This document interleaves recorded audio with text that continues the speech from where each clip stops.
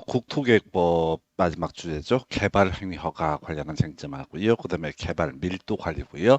기반 시설 부담고요. 요 쟁점들 설명을 드리겠습니다. 그래서 자 우리가 이제 개발행위 허가 또는 개발행위라는 개념과 관련해서 앞에서 이제 도시군 관리계획이라는 개념이 있었죠. 그래서 토지가 있으면 항상 뭐가 있다? 용도 지역이라고 하는 거 21개 중에 하나의 용도 지역 갖게 된다라고 이렇게 돼 있었습니다. 그래서 용도 지역이라고 하는 것이 있게 되면 이에 따라서 발생하는 규제, 그 건축물과 관련해서 건축물의 건축 등을 함에 있어서 건폐율과 용적률과 용도 제한이라는 규제 등이 나오게 되죠. 그래서 이 건폐율 용적률에서 간접적으로 높이 제한의 문제도 발생을 할 수가 있습니다. 자, 한편 이 용도 지역에 따른 규제, 국가는 지자체가 바꾸고 싶다. 그러면 용도 지역 자체를 바꾸는 것도 하나의 방식이 되게 될 것이고요. 그 다음에 여기 위에다가 용도 지구라고 하는 것을 지정을 하는 것도 하나의 방법이 된다 해서 자 학계론 정책론 공부하실 때 지역 지구제라고 하는 거 소위 이제 부의 외부 요구를 제거 또는 완화시키기 위한 목적으로 지정을 했던 것이고요. 용도지역과 용도지구를 묶어서 지역 지구제라고 이렇게 부르게 됩니다. 자 그 외에 기반 시설의 설치, 정비, 개량 뭐 이런 것들도 도로학교 공원을 만드는 것들도 관리계획의 일종. 그다음에 이제 용도지역, 용도지구, 기반 시설 등을 겁나 빠르게 하는 것을 가리켜서 바로 지구 단위 계획이라고 불렀었죠. 그래서 이거는 어떤 토지에 있어서 용도지역에 따른 규제와 용도지구에 따른 규제가 충돌되면 용도지구를 우선하여 적용하고요. 용도지역에 따른 규제와 기반 시설의 설정 및 개량에 관한 계획 이런 규제가 충돌하면 이들은 기반 시설의 설치정 및 개량에 관한 사항을 우선 적용한다. 용도 지역하고요 지구 단위 계획이 충돌하게 되면 지구 단위 계획을 우선 적용한다 해서 그럼 이제 용도 지구하고 지구 단위 계획이 충돌하면 어떻게 되느냐 이런 변수는 따질 필요가 없습니다. 그래서 항상 존재하는 거 중복 지정할 수 없었고 오직 하나만을 지정할 수 있던 것이 용도 지역이라는 개념이 되겠고요. 자, 개발행위의 중심이 되는 것은 지난 시간에 간단하게 우리가 공부를 하셨는데 건축물의 건축이라고 하는 것이 중심이 됩니다. 나머지 공작물의 설치라든가 토지영질 변경, 토석 채취, 토지 분할, 물건을 쌓아놓은 행위 뭐 이런 행위 등은 사실은 건축물의 건축에 수반되거나 건축물의 건축을 위한 예비 과정 요 정도의 의미밖에 가지고 있지 않습니다. 그래서 자 일단 논리 구조가 이런 식이죠. 건축물의 건축 같은 개발 행위를 하고자 하는 사람은 이런 도시군 관리 계획이라고 하는 것에 적합했을 때 이에 맞춰서 자 건축물의 건축을 하겠다고 했을 때 이때 바로 허가라고 하는 것이 나오게 된다. 이렇게 뼈대를 잡게 됩니다. 자, 그래서 지난 시간에 공부하실 때 개발 행위의 범주라고 해서 자 건축물의 건축이라는 개념이 있었죠. 그래서 이 건축물의 건축이라고 하는 거 특별히 문제 안 되겠고요. 기본적으로 허가를 받아야 된다. 이런 논리 구조. 그다음에 공작물의 설치라고 하는 거 이 건축물 되지 못한 것을 가리켜서 공작물이라고 부르죠. 그래서 법에서 정의할 때는 인공을 가해서 제작한 시설물, 물론 건축물은 제외한다 이렇게 되어 있습니다. 이건 뭐냐면 이 건축물의 건축이라고 하는 것은 이 파트 제일 첫 번째 항목에서 바로 개발 행위 허가를 받아야 되고요. 이 건축물이 되지 못한 자 공작물 이 부분도 허가를 받아야 된다 이런 논리고죠. 자 그다음에 토지영질 변경이라고 하는 개념이 있게 되죠. 그래서 이 토지영질 변경 땅 모양 바꾸는 것 철토 성토 정지 포장 등의 방법으로 토지의 형상을 변경하는 행위하고요. 공유 수면을 매립하는 행위 뭐 이런 것들이 토지영질 변경이라고 부르죠. 그래서 이 공유 수면의 매립이라고 하는 거 관련해서는 뭐가 문제가 되느냐 자 공간정보법에서 신규 등록이라는 개념과 연계가 되게 됩니다. 자 그다음에 토석 채취라고 하는 것 토석 채취 흙모래 자갈 등을 캐내는 행위 이렇게 볼 테고요. 그다음에 토지 분할 나중에 쟁점됩니다.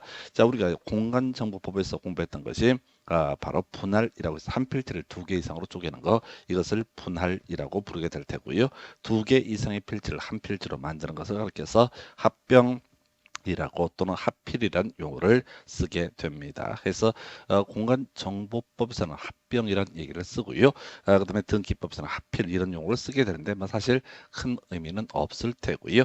뭐 토지 분할의 의미가 쭉 나와 있는데 큰 의미는 가질 수는 없습니다. 어찌됐든 토지 분할이라고 하는 걸 하기 위해서도 기본적으로 허가를 받아라. 그래서 논리 체계가 토지형질 변경, 토석 채취, 토지 분할 이런 것들은 대부분이 건축물의 건축을 위한 예비 과정 정도의 개념으로 해석을 하실 수 있겠습니다. 그 외 물건을 1월 이상 쌓아놓은 행위 이런 것들도 다 허가를 받아야 된다 해서 뭐 이 자체가 시험에 나오는 것은 아니고요. 개발 행위라고 하는 것이 이런 것을 가지고 있다. 그래서 좀 응용 들어가게 되면 오늘 이제 두 가지 개념을 집중적으로 보게 될 텐데 일단 토지가 있으면 용도적으로 대표되는 도시공 관리 계획이라고 하는 개념이 있게 될 테고요. 그 다음에 이 용도적 위에 지구 단위 계획 파트가 하나의 쟁점이 될 테고 또 하나가 성장 관리 계획이라고 하는 것이 새롭게 하나의 포인트가 됩니다. 용도적 파트에서 성장 관리 계획 약간 설명드렸었는데 그때는 정확한 의미를 이해할 수 없고요. 오늘 이제 보시면서 이해를 하시면 좋겠습니다. 자, 그래서 이 개발 행위를 할 때는 기본적으로 허가라는 것을 받아야 됩니다. 자, 어떤 허가받은 내용을 다시 변경을 하고자 한다. 그러면 원칙적으로 허가를 받아야 된다. 뭐 이런 논리구조죠. 3층짜리 건물 짓겠습니다라고 해서 허가 받았어요. 근데 5층으로 짓고자 한다. 그럼 다시 그 부분에 대해서 허가를 받아야 된다. 이게 이제 기본 논리 구조가 되겠습니다. 그래서 자, 규제에 따른 분류라고 해서 요즘에 잘 내지 않는데 한 5, 6년 전 그때까지 한참 유행했던 문제해서 허가 대상 개발 행위, 허용 대상 개발 행위, 그 다음에 이제 통지 대상 개발 행위 이렇게 이제 세 개로 대별을 해볼 수가 있습니다. 해서 자 이렇게 가볼까요? 허가 대상에서 요거는 이제 시험 문제 구성이 되는 것이 이미 한번 허가를 받은 상태에서 그걸 변경을 하고자 합니다. 어떻게 해요? 자, 연장하거나 확대를 하고자 합니다. 그래서 우리가 이제 개발행 허가를 받을 때는 사업 기간이라는 개념과 사업 면적이라는 개념이 있게 될 텐데 연장 확대하고자 할 때 어떻다 허가를 받아야 된다. 이렇게 정의를 할 테고요. 그래서 여기서는 이제 지금 숫자니 뭐 이런 게 중요한 게 아니고 연장과 확대 허가를 받아라. 그다음에 이제 허가를 받지 않아도 되는 것 중에 하나가 이미 허가받은 상태에서 이 허가받은 개발 행위의 사업 기간을 단축하거나 사업 면적을 5% 범주 내에서 축소하는 경우에서 단축과 축소라고 하는 것, 단축과 축소 이런 것은 통지만 해도 된다. 이런 논리 구조가 되겠습니다. 그다음에 이제 허용 대상이라고 해서 자 도시공계획 사업이라고 하는 것이 하나의 이슈가 될 테. 고요. 또 하나가 경작을 위한 토지형질 변경 이렇게 갑니다. 그래서 이 도시군계획 사업이라고 하는 것은 29회 때 출제가 됐던 용어의 정의 파트가 될 테고요. 자 우리가 도시군 관리계획 중에서 용도 지역이 있었죠, 용도 지구 있었죠, 용도 구역, 기반 시설의 설치 정비 계량 여기서 이제 파생됐던 것을 우리가 도시군 계획시설 사업이라고 부르게 됩니다. 도로학교 공원을 만드는 사업 이걸 도시군 계획시설 사업이라고 부르기로 했었고요. 그 다음에 지구단위 계획이 있었고요. 그 외에도 도시개발사업 정비사업은 다른 법을 통해서 따로의 설명을 드리는 영역이 됩니다. 그래서 자 우리가 도시군 관리계획 7개 중에서 우리가 주로 5개를 공부하는데 도시개발사업 정비사업을 포함한 7개 중에서 실제로 노가다 삽질이 필요한 사업을 가리켜서 도시군 계획 사업이라고 정의를 하게 됩니다. 그래서 자 쉽게 나오는 거죠. 도시군계획 사업은 따로의 허가를 요하지 않는다. 해서 무슨 얘기냐? 도시개발 사업 시행 과정에서 건축물의 건축을 한다거나 공작물의 설치를 한다거나 토지형질 변경, 토석 채취, 토지 분할 그리고 물건을 쌓아 놓는 행위 뭐 이런 행위 등을 하고자 할 때는 어떻다? 이때는 허가를 요하지 않는다. 해서 나중에 도시개발법을 공부하시게 되면요. 구체적인 건설계획의 확정을 실시계획의 인가라고 부릅니다. 실시계획 인가가 있으면요. 수많은 인허가가 의제, 허가가 있는 것으로 보게 됩니다. 그래서 한번 실시계획 인가만 받게 되면 그 뒤에서 이루어지는 건축물의 건축, 공작물의 설치, 토지형질 변경, 토석 채취, 토지 분할, 물건을 쌓아 놓는 행위 이런 것들 다 허가를 요하지 않는다. 물론 나중에 이제 질문 주시는 거 있어요.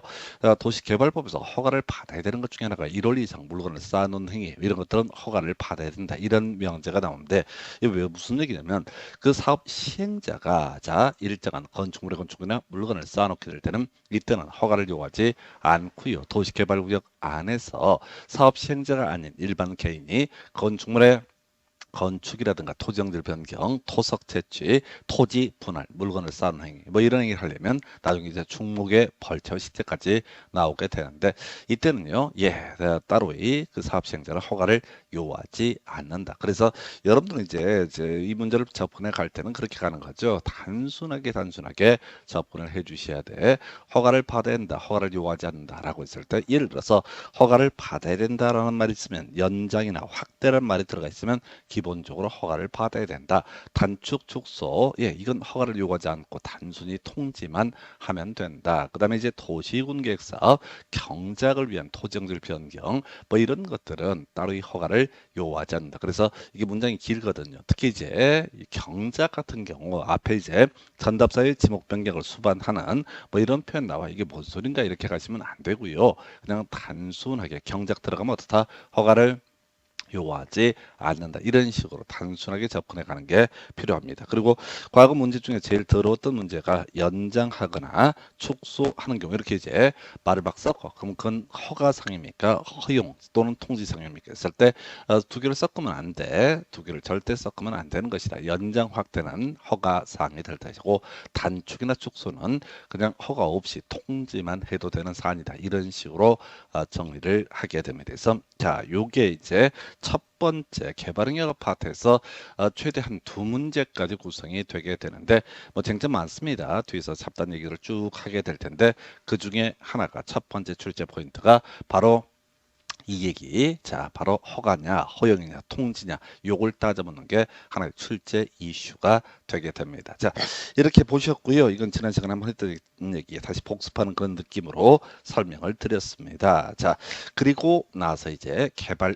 행위의 기준 등에 관한 주제 25회 때 이 5개 항목을 쭉 나열하면서 개발 허가의 기준 모두 연결하시오. 이렇게 해서 답을 5번 뽑았던 적이 있었습니다. 근데 요즘에서는 썩 좋은 문제는 아니고요. 자, 법령 개정되는 사항 이런 것들 몇 개를 하나 체크를 해드리겠습니다. 그래서 자, 이 도시공 관리계획의 내용에 어긋나면 허가를 해서는 안 된다. 이렇게 일단 전제를 삼게 됩니다. 자, 근데 이제 괄호열고 여러분 자료 처음 나간 자료에는 성장관리 방안이라는 표현을 쓰게 되는데 오늘 뭐 자세히 설명드리겠지만 이 성장관리 방안이라고 하는 게 성장관리 구역 이런 얘기예요. 성장관리 계획 이런 용어로 바뀝니다. 살짝 바뀌었어요. 그래서 자, 우리가 도시공 관리 계획이라고 하는 게 결과적으로 토지 소유자에게 용도 지역을 중심으로 해서 건폐율과 용적률과 용도 제한 뭐 이런 것들을 다뤘던 개념이죠. 이에 대응해서 성장 관리 계획이라고 하는 것도 뭐 뒤에서 설명드리겠지만 역시 일정한 건폐율 등에 관한 내용을 다루고 있습니다. 그래서 이런 논리 구조가 되는 거예요. 토지가 있으면 일단은 뭐가 있다? 용도 지역 21개 중에 하나의 용도 지역이라고 하는 것을 갖게 된다. 이게 기본 뼈대야. 용도 지역을 또 다른 표현으로 부르게 되면 이걸 뭐라 부른다? 도시군 관리 계획이라고 부르게 된다. 자, 그런데 이 토지 위에 일정한 경우에 성장 관리 계획이라고 하는 것을 수립을 할 수가 있어요. 자, 그래서 성장 관리 계획이 수립된 지역에서는 용도 지역으로 대표되는 도시공 관리 계획 내용을 배제하고요. 성장 관리 계획이라고 하는 것을 우선적으로 적용합니다. 그래서 이것도 결국 이제 잡다한 얘기들이 있지만은 뭘 하자는 거다. 건축물의 건축 과정에 있어서 건폐율과 용적률과 용도 제한 혹은 높이 제한 뭐 이런 것들을 다루기 위한 것이 성장 관리 계획이 되게 된다. 이런 식으로 논의를 삼습니다. 자, 그리고 나서 이 토지 위에 우리가 이미 앞에 공부했던 것처럼 지구 단위 계획이라는 것이 수립이 되게 되면 용도 지역에 따른 규제 배제하고요. 바로 지구 단위 계획을 우선하여 적용한다. 뭐 이런 것들이 있어요. 자, 두 번째 이슈. 요건 뒤에서 도시계획위원회 심의라는 개념과 연계가 되는데 자, 이 숫자를 외울 이유는 없고 외워서도 뭐 한 번도 시험에 나오지 않았었고요. 그래서 모르겠어요. 이걸 어떻게 숫자를 시험 문제를 내야 할지. 일단은 이렇게 가십시다. 자, 전국토 항상 토지가 있으면 뭐가 있다? 용도 지역이라고 하는 것이 있게 된다. 그래서 용도 지역에 따라서요. 내 땅이라 할지라도 토지형질 변경이나 토속 채취에 있어서 일정 규모 제한을 받게 됩니다. 그래서 이 용도 지역에 따른 규모가 적정했을 때만 허가할 수 있다. 그래서 만약에 말이죠, 이 숫자 외우는 분들이 있습니다. 계속 이제 공부하는 분들 보게 되면 쓸데없이 외워요. 이게 이제 왜 외울 필요가 없냐면 예를 들어서 주거 지역에서는 1만 제곱미터까지 어떻다 허가 없이 1만 제곱미터까지는 허가 없이 심의 없이 규모가 주거지역 다시 가겠습니다. 주거지역 예를 드는 겁니다. 숫자는 맞는데 여러분 외울 건 아니고요. 주거지역에서는 1만 제곱미터까지만 어떻게 할 수 있다? 허가를 해줄 수 있다. 이게 적정한 규모가 되게 됩니다. 그러면 주거지역에서 3만 제곱미터다 토지용지 변경 규모가 그러면 허가 못 해줍니다. 그럼 숫자를 외워야 돼요. 그런데 이 숫자라고 할지라도 도시계획위원회 심의라는 일정한 과정을 거치면 또 허가를 해줄 수가 있게 됩니다. 그러면은 이제 문제가 되는 거야.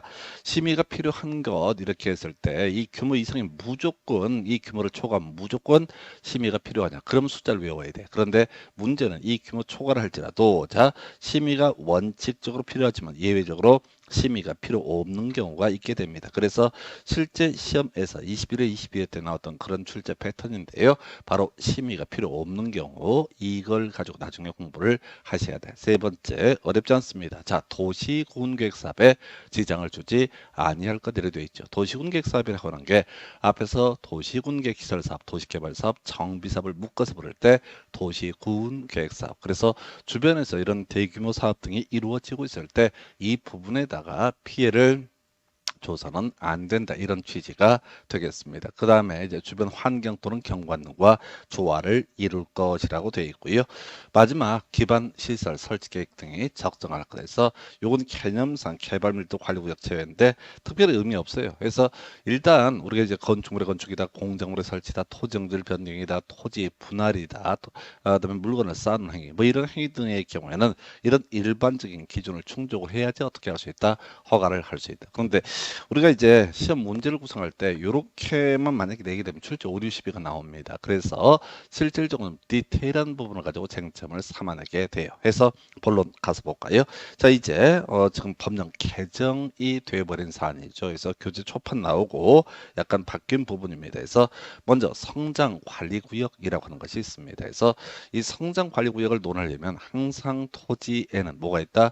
용도지역이라고 하는 개념이 기본적으로 깔려 있다. 그래서 우리 용도 지역이라고 하는 게 도시 지역이라고 하는 것이 있었고요. 그다음에 관리 지역, 그다음에 농림 지역, 그리고 자연 환경 보전 지역까지 이렇게 네 개로 대비를 받죠. 그래서 도시 지역은요. 주거 지역, 상업 지역, 공업 지역, 녹지 지역 등 토탈 16개로 세분할 수 있었고요. 관리 지역 3개였었죠. 계획관리, 생산관리, 보전관리. 그다음에 농림 지역과 자연환경 보전 지역까지 총 21가지 경우의 수가 있게 되는데 자, 이 중에서요. 주거지역, 상업지역, 공업지역 요거는 여러분 교재에 나와 있다시피 바로 성장관리구역 지정을 할 수 없다라고 해서 29회 때 나왔던 주제입니다. 그래서 원래는 앞에 수식어가 겁나 길어요. 근데 뒤만 보는 거야. 주상공지역은 이미 이제 우리가 용도 지역에 따른 각종 규제 이런 거 공부하실 때 그런 거 있었잖아요.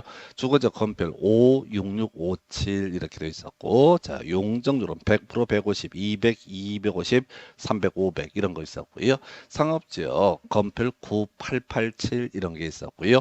공업지역, 그다음에 용적률은 1,500, 1,300, 1,100, 900에서 중일, 유군 이런 순서. 공업지역은 건필 777, 용적률은 300에 350에 400 이런 식으로 돼 있었죠. 그래서 주상공지역은요 이미 어떤 건폐율과 용적률과 우리가 다 외울 수는 없지만 용도 제한까지 디테일하게 규제를 하게 됩니다. 그래서 그 용도 지역에 따른 규제를 가지고 그냥 밀어붙이면 되는 거야. 자, 그런데 녹지, 도시 지역 중에서 녹지 3개로 구분했었죠. 자생보라고 해서 자연녹지, 생산녹지, 보전녹지라고 하는 것이 있었죠. 자생보라고 하는 것이 있었죠. 자, 이런 경우 또는 이제 관리지역은 계획관리, 생산관리, 보전관리라고 해서 3가지 그 외 농림지역, 자연환경 보전지역이 있게 되는데 결국은 이제 결론을 외우고 들어가야 돼. 바로 시가화 용도지역, 용도지역 중에서 이미 시가화된 지역, 주상공지역에 대해서는 따로의 성장관리구역이라고 하는 것을 지정할 이유가 없고요. 따라서 성장관리계획도 문제가 되지 않는다. 앞에서 우리가 지구단위 계획구역이라고 하는 개념이 있었죠. 어떤 토지에 대해서 용도 지역에 따른 규제 배제하고 따로 달리 건폐율과 용적률과 용도 제한 등을 다루기 위해서 수립하는 계획을 가리켜서 지구 단위 계획이라 불렀었고, 이런 지구 단위 계획을 수립하기 위한 지역적 범주라고 하는 거, 이것을 가리켜서 지구 단위 계획이라고 부르게 됩니다. 그래서 뭔 얘기하려고 하냐면은 우리가 지구 단위 계획 구역이라고 하는 거, 지역적 범주를 얘기하고 구체적으로 어떤 건폐율과 용적률과 용도 제한을 다룰 것인가라는 계획을 지구 단위 계획이라고 얘기를 하게 됩니다. 똑같은 논리 구조로요. 성장 관리 구역이라고 하는 것이 이렇게 지정이 될 수가 있겠고요. 이렇게 성장 관리 구역이 지정되면 그 토지에서 어떻게 건폐율과 용적률과 용도 제한 등을 다룰 것인가 하는 게, 이걸 우리가 성장 관리 계획이라고 부릅니다. 그래서 하여튼 29회 때 나왔던 거 수식어 겁나 깁니다. 그래서 수식어를 보지 마시고 주상공 지역에 있어서는 성장 관리 구역을 따로 지정을 하지 않는다. 그러면 이제 남는 게 자연 녹지, 생산 녹지, 보전 녹지, 그 다음에 관리적 중에서 계획 관리, 생산 관리, 보전 관리, 그 다음에 농림 지역, 자연환경 보전 지역, 이렇게 8개 용도 지역을 기준으로 해서 바로 성장 관리 구역을 지정을 할 수 있고요. 녹지 중에서 개발할 수 있는 땅이 뭐가 있었죠? 제한적 개발이 허용됐던 자연 녹지라고 하는 게 있었죠. 관리지역, 계획 관리지역은 기본적으로 건폐율 40에 용적률 100%등 개발 가능한 토지라고 그랬습니다.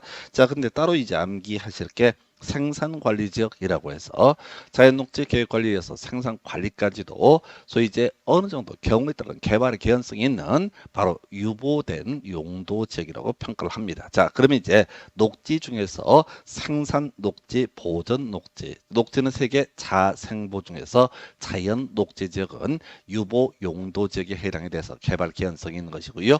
관리지역 중에서 계획관리와 생산관리는 개발의 개연성이 있다고 그랬습니다. 그래서 개발 못한 땅이 녹지 중에서 생산 녹지, 보존 녹지, 관리 지역 중에서 남아 있는 게 보전 관리, 농림 지역, 그리고 자연환경 보전 지역, 요렇게까지 이런 지역을 보전 용도지역. 그래서 이걸 우리가 외우실 때 유보 용도지역과 보전 용도지역을 아직은 안 물어봤지만 시험에 출제를 할 수가 있어요.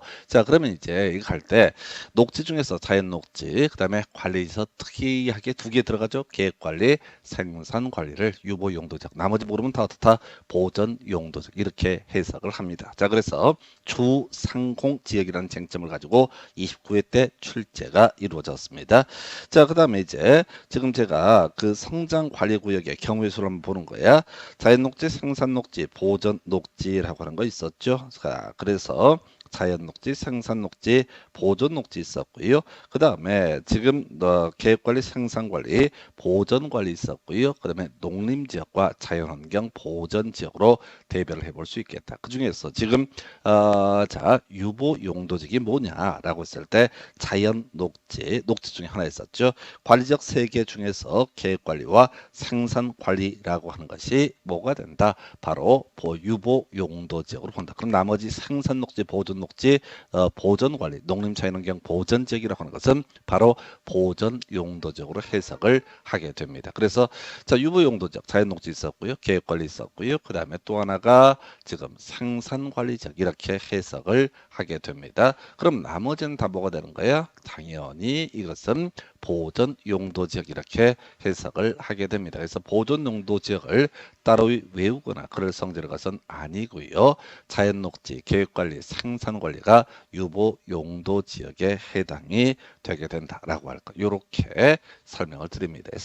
그래서 이제 성장 관리 구역, 다시 주상공을 제외한 나머지 지역에 대해서 바로 성장 관리 구역, 성장 관리 계획 구역이라고 하는 것을 지정을 하게 될 테고, 그럼 이 문제 지역에서 어떻게 개발 등을 할 것인가, 건폐율과 용적률과 용도 제한을 어떻게 할 것인가라고 하는 것을 성장 관리 계획이라고 하는 것을 통해서 결정을 하게 되죠. 그래서 성장 관리 계획에 포함할 사항 겁나 많습니다. 다른 거 필요 없고요. 건폐율과 용적률, 용도 제한 이런 게 들어가게 되죠. 그 외에도 나머지 있어. 근데 이걸 이제 외운다는 느낌은 비우고 가셔야 됩니다. 외운다는 느낌을 비우고 가셔야 되고, 그 다음에 이 부분이 이제 우리 작년 시험 문제에서 일부 다뤄졌다고 말씀을 드렸는데, 그래서 법령 개정이 있어서 이제 오늘 공부하시는 내용으로 가야 돼. 그래서 다시 갑시다. 토지가 있으면 항상 뭐가 있다? 용도 지역이라고 하는 거, 21개 중에 하나의 용도 지역이라고 하는 걸 갖는다. 그 중에 하나가 여기에 성장관리구역이라고 하는 것이 지정되게 되면 이때 성장 관리 계획이라고 하는 것을 수립을 하게 된다. 이렇게 뼈대를 잡게 될 테고요. 이 성장 관리 계획에서는 건폐율과 용적률과 용도제한 주의하실 게 높이제한은 빠집니다. 자, 이게 앞으로 한번 나올 수도 있을 텐데, 자, 시골에서는요, 높이 제한에 관한 규제가 쟁점이 안 돼요. 쟁점이 안 되는 이유가 시골에서는 누가 건물을 높게 지으려고 안 하거든. 뭐 어떤 시골 마을에 건물을 겁나 높게 한 7층, 8층짜리 짓게 되면 어떻게 되겠어요? 벼락 맞아요. 자, 높아서 벼락 맞게 됩니다. 그래서 높이 제한 문제는 발생하지 않는다. 그래서 여기에 나와 있는 성장 관리 계획의 내용을 따져묻는 문제는 뭐 나올 가능성은 거의 제로라고 보여지는데, 그래도 혹시 이걸 쉽게 문제를 삼고 싶으면은 이 포함되는 상을 외우는 게 아니라 포함되지 않는 상을 외우는 게 필요합니다. 그래서 자, 뭐 이런 내용들, 자, 특히 건폐율과 용적률과 용도장. 그래서 어떤 토지가 있으면 거기는 이미 뭐가 있었다? 용도 지역 21개 중에 하나가 있던 것이고요. 여기에 성장관리계획이라고 하는 거, 과거는 성장관리 방안이라고 불렀습니다. 성장관리 계획이 수립되어 있으면 이때는 용도 지역에 따른 건폐율, 용적률, 용도 제한에 관한 규제를 배제하고 성장관리 계획에 따른 건폐율, 용적률, 용도 제한에 적합하게 건물 짓겠다라고 했을 때 이때 바로 개발 행위 허가라고 하는 것을 받아낼 수가 있습니다. 그래서 우리 앞에서 개발 행위 허가의 일반적 기준이라고 할 때 그때 논의가 됐던 것이 바로 뭐가 있었어요? 바로 지금 이제 개발 행위라고 하는 것의 내용이 도시군관리계획 또는 성장관리계획에 적합했을 때 허가가 나올 수 있다. 그 얘기와 연계가 됩니다. 자, 그렇다 치고요. 자, 행위점 보겠습니다. 자, 이게 이제 30회, 31회 때 나왔던 시험 문제 내용하고 법령 개정 등이 있게 됩니다. 그래서 자, 요거는 이제 그림 가지고 설명을 드리죠. 그래서 우리가 자, 지금 앞에서 보전 용도직이 있었고요.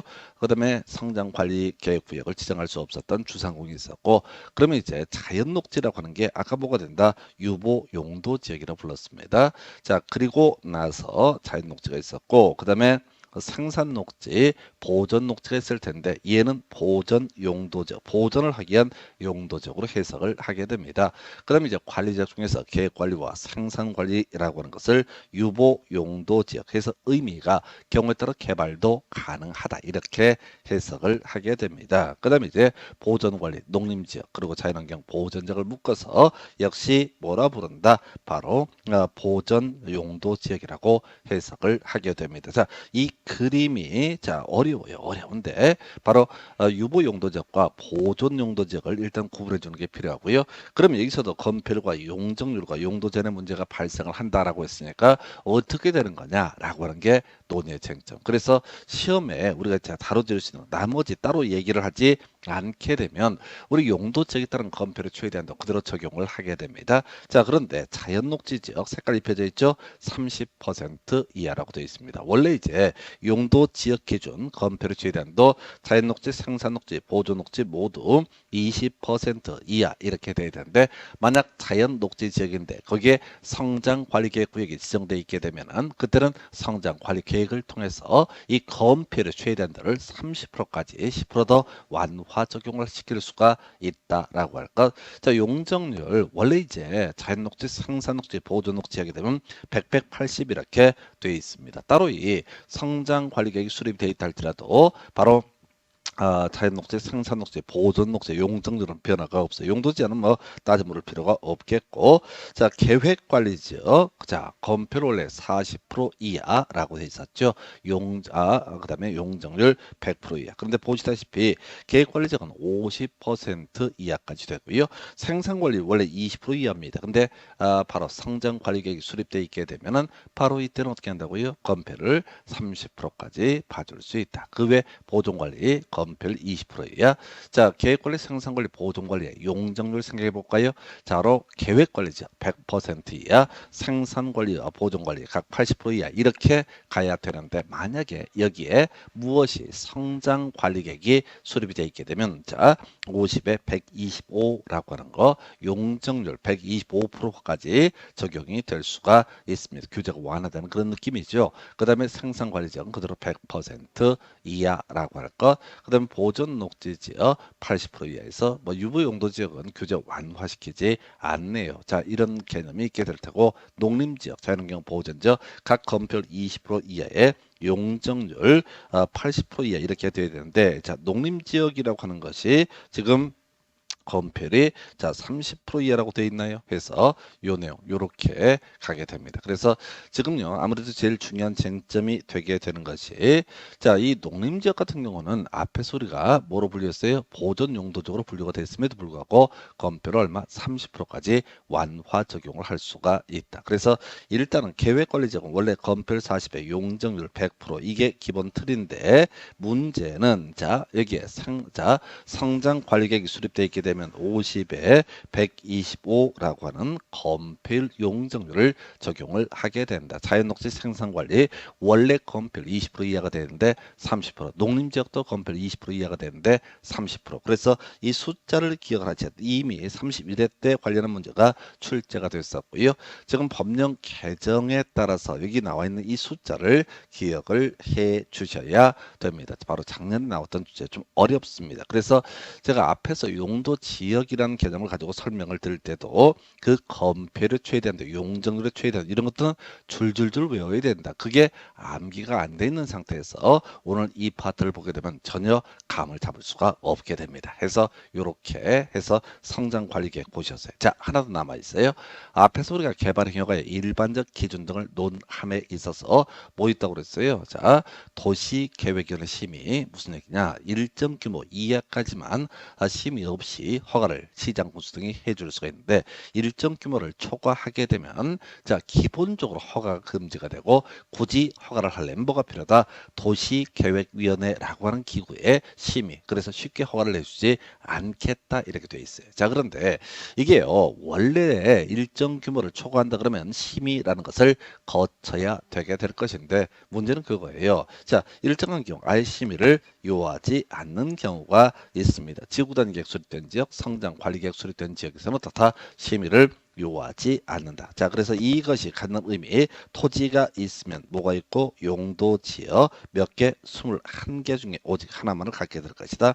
여기에 지구 단위 계획이 수립되어 있거나 여기에 성장 관리 계획이 수립이 되어 있게 되면 애초에 용도 지역이라고 하는 것은 의미를 가질 수 없고요. 도시계획위원회 심의라고 하는 개념은 용도 지역을 전제로 일정 규모 초과했을 때 심의를 요한다. 이런 식의 논리 구조입니다. 그래서 애초에 용도 지역에 따른 규제가 아예 적용이 배제가 되는 게 지구 단위 계획이 수립된 지역 또는 성장 관리 계획이 수립된 지역 이런 지역은 애초에 용도 지역 자체가 의미가 없기 때문에 용도 지역을 기초로 했던 도시계획위원회 심의 이런 조항들은 적용할 여지가 없다라고 이렇게 얘기를 합니다. 그래서 요 정도까지 보셨어요. 그래서 자 여기까지가 개발 행위의 기준 등에 관한 주제가 되게 될 것이고요. 해서 다시 한번 간단하게 체크를 해볼까요? 해서 이렇게 설명드렸습니다. 앞에서 이제 허가, 허용, 통지라고 해서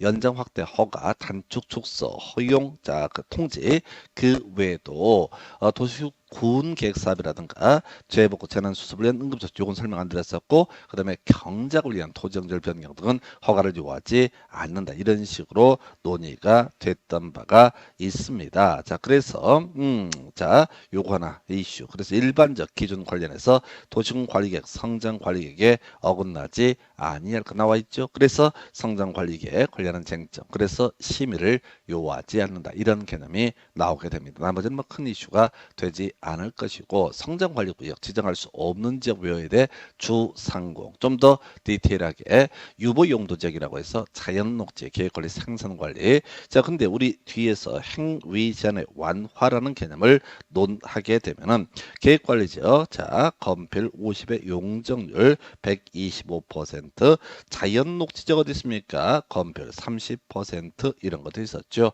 자 그리고 나서 농림지역도 특이하게 보전 용도 지역임에도 불구하고 건폐율 30% 이런 조항들이 존재했었습니다. 그래서 일단은 여기는 이제 행위제한 얘기까지 같이 가야 되죠. 특히 이제 농림지역 이상합니다. 농림지역에 있어서는 보전 용도적으로 분류하고 있는데 어찌됐든 규제 완화 건폐율 30%까지 봐주게 되더라라고 하는 것이 하나의 쟁점이 될 수가 있겠습니다. 그래서 자, 다시 정리하면 자연녹지 30에 100이었었고요. 계획관리 50에 125였었고요. 그 다음에 자 생산관리 30에 30이라고 하는 숫자가 있었고요. 그 다음에 용적률은 180이니까 100 그냥 그대로 가게 됩니다.